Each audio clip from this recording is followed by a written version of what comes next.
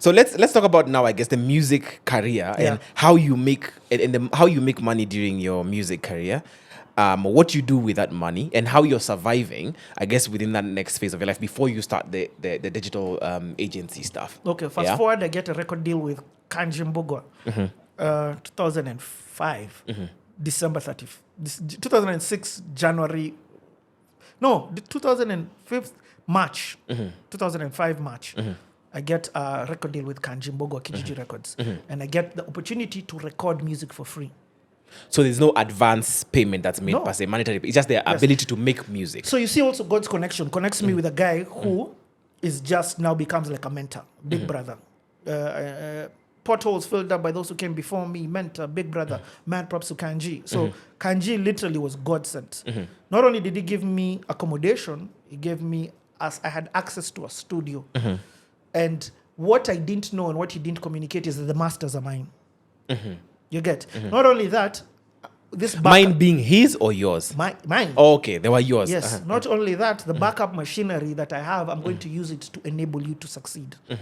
Everything and anything you want that I am able to provide for you, I will give it to you. That's why I owe too much to Kanji. You get? So I'm in that environment. Okay. And also an environment that is enabling. So now that's helping me mature. You get? Because if you listen to this story, maybe I didn't have that. Yeah. Or maybe I didn't capture that because of the blinding that was in my life. Yeah. So now I entered the industry in 2005. But there's exposure that has taught me to think differently from a music perspective. So I'm going to do gigs for free with K Crew. But me, I'm like, I've got 400, 500 students that I'm seeing every day. I don't have an album. Jogsi, Gospel Fathers, DNG all have albums. I don't. But I was in the UK and I knew this thing called singles. So I'd put my music on CDs and I put this and I print them on emissions, spend the whole night CD writing, and I'm selling them for 100 bob. Kids can't afford 500 bob for CDs, but none of them have a problem paying 100 bob. Right. So that nobody in Kenya was doing that at the time. And I'm doing 4 or 5 schools. No, I'm doing 3 to 4 schools every week. Okay. Yeah. And how many CDs are you selling per? How many students would buy 300, per? Maybe 300 CDs a week. Okay. On the low side. On the low side. On the low side. Okay. Marking up. Now I'm clever enough to know. Once you sell out your CDs, go buy a pack of 100 Bobby Missions, spend the whole night CD writing, hit Control Alt Delete. You get? But also, as the time progresses, remember I have this digital life. Yeah. So people now are beginning. So this platform called MySpace is there. Highfive.com is there. Then a platform called Facebook comes up. And now I begin opening up Facebook for all these musicians who are around. Giuliani, Kanji, Mavuno Church, and all of these other places. And I begin influencer marketing then. So the beginning of this time, the Facebook pages of Daddio and all of these musicians, it's not owned by them, it is me. So what I'm doing is I am actually talking as them, posting as them until now they chanukad and just realize. But I'm also getting corporates from them. So I went to Nokia and I told Nokia I can speak as Eric Wainaina, I can speak as Kanji, I can speak. Give me phones. I give them in their performances. They can keep a phone, but on top of that they can give out. These guys are. Nobody knows what influencer marketing is. Yeah. You get what I mean? Yeah. But also now I become part-time working at Mavuno. So there's a small salary coming there. Nothing much, 10K. Okay, 10K. Yeah. Okay, and so how are you surviving at this point? Is that during this period you're surviving are you still at Kanji's place? Yeah. Okay. It was Kanji's for quite not Kanji's place, but the studio. The studio. Yeah, the studio had quarters there. So me, the producer were there. Okay. Yeah. So your expenses are still relatively low. Like you're meeting your expenses, and are you missing the previous life? Not at this time. Yeah. At this time, I'm not missing it because my world has been opened up to a whole new life. Okay. And I love life. Yeah. At this time. Remember, at the time, all I wanted was joy. Yeah. I miss the perks of having a car. Yeah. I'm humbled. You get. Yeah. I miss family. Yeah. But I have new family. Okay. You get what I mean? Okay. And the name is growing. Astar is growing. So now Astar moves on to the point of becoming, and I'll forward a lot, that now I get paid as an artist. Okay. So now that you begin paying Astar as an artist. You get becomes a perform gospel at gigs name. and I things get like an album now. Yeah. The album is also doing this. Digital marketing is becoming something, and now Okay. people are calling me to do digital marketing for them. Okay. Before we get the digital marketing space, what's the biggest thing financially that happens to you as a musician?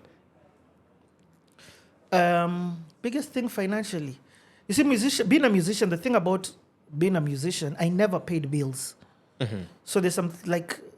I traveled Africa and I never paid even my tickets. I never paid my hotel. I got paid to go and do all these things. I am the VIP when you enter the country. When I go to UG, we even have outriders taking us. You get, you're in the 5-star hotels and you're being paid to perform. You don't use your cash. You get. And I moved all the way to become the most nominated Kora artist in Africa. So musically, I was doing well. Okay. You get. But I still don't have the understanding. Remember, this time gospel is blowing up. Yeah. This is the era where gospel was nothing when I joined. It was then all the way to the point where now gospel takes over. And a big shout out to one guy called DJ Kev. DJ Kev brought money into the gospel industry. The time for DJ Moz, it was hustling. What I mean by that is it's ministry. Yeah. You get Yeah. it's ni huduma. Yeah. You don't get paid for this. It's a calling. But you figure out. So my gift was I was able to figure out how to make money from this situation. A guy called Ringtone also figured that thing out. You get guys. So now guys started doing high school. I would content distribution. I would take CDs to Nakumat and shops. I was a distribution manager for Kijiji Records. Okay. So even in Kijiji moves to where I get a salary. You get? And I begin seeing opportunities. Once there's people here, how do you monetize the people? Because I'm at Mavuno Church, I'm like, Sunday, I've got 2,000 people. How do I put albums here? How do I get albums from other artists, put them here? So how do I become the distribution shop? What's the thing that happens in the gospel industry as you're saying, that shifts the thinking from ministry to we need to monetize? Like, what are if you were to try and like narrow down on the critical things that happened that allowed for monetization to now be a thing that people could do? Kev. Yeah. I don't care what anybody says about this. Yeah. DJ Kev. So, especially for urban artists. Yeah. The music and the River Road, they were making money. Yeah. Crazy, because River Road had a distribution network of how to move VCDs, DVDs, CDs. You get MP3s hasn't come in at the time. You get Richie's MP3s. Yeah. You get Yeah. people don't understand SoundCloud. People don't understand YouTube. You get so that system is difficult for me to penetrate. I tried penetrating, but it's mafia. The River Road. Yes. I printed 1,000 Mavuno Worship DVDs and Yeah. took it there. Yeah. Till today, I've never even seen a shilling. It's mafia. Bruh. But DJ Kev comes in, and DJ Kev comes in with the corporate money. So his entry is first Groove Awards, and I become the Groove Award ambassador. You get? So Groove Award means now we are touring. And now I move from just being the musician, I become an MC. So as an MC, every single day that I'm going to a different location, you're giving me 50 Gs. You get? Kev has organized the system where we're doing, through Safari corporate sponsorship, where we're doing Meru this weekend, we're doing Mombasa, we're doing Nairobi, we're doing groove tours. You get? Then I even see an opportunity. I'm like, Kev, can I go and penetrate you into Uganda? Can I go penetrate you into Rwanda? Can I go this? So can I become the Groove Award ambassador? You finance me, because I've already made inroads through my music to these countries. Just give me some payment of start, and I'll go and set up the system for you. So by the time you come in, I've already given you connects in this place, and you can have conversations about expanding to these countries. Yeah. Yeah. So the biggest thing that had been lacking, if I'm hearing you right, the biggest thing that was lacking, the biggest gap was that there was no distribution system for... There was no corporate sponsorship. Gospel was not being played. Gospel artists were not big. The biggest artists at the time were the secular artists. So what happens is the shift. The Groove Awards make the gospel music... Groove Awards is part of it, because that award show, minus the Kisima, that award show was huge. You get? I mean, it became the biggest award show. But bigger than that, artists... Radio stations were not playing our music. Gospel was not being playing. You get? Kiss wanasema ngoma yangu ni dope na family, wanacheza ngoma yangu for the family. Kiss wali dismiss nikaenda, like it was hard for me to enter the industry. Gospel wasn't cool to be played. You get?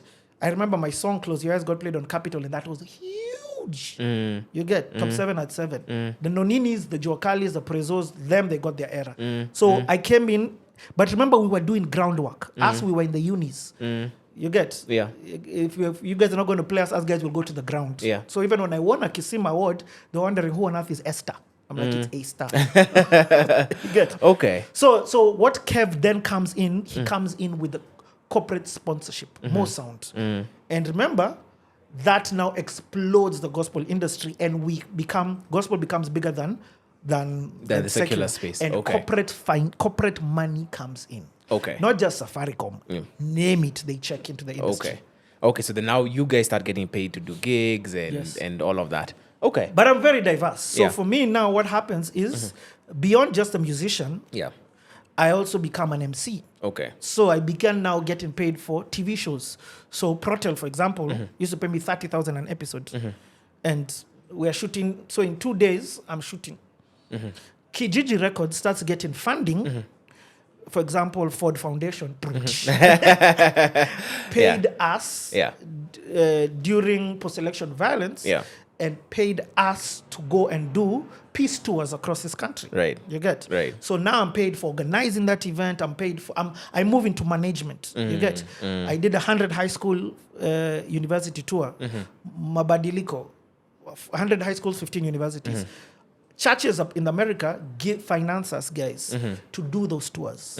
You get? So the access of money is not just through my CDs, but now so you're making money like 5 different ways right now. And How much do you think you were making at that time if you had to try and average monthly? I wasted maybe a week. I became Safaricom. So Safaricom, I remember under Safaricom tours, they were paying me $150 per day. You get? And that's just for me to go to Safaricom. I'm going to this region, so may I go there beforehand with a guy called Gideon Kimanzi. We put up a sort of talent show, record for somebody a song, and that's it. For that alone, for my expertise, that day I was getting paid $150K a day. But I have $30K per episode from Protel, which I haven't gotten all the money, but that's the story on that day. You have Kijiji money coming in. I'm a musician being paid, and now my musicianship is going beyond Kenya. Yeah. So in Kenya, I'm not that big, but I'm doing tours in Uganda, I'm doing tours in Tanzania. I'm breaking beyond these barriers.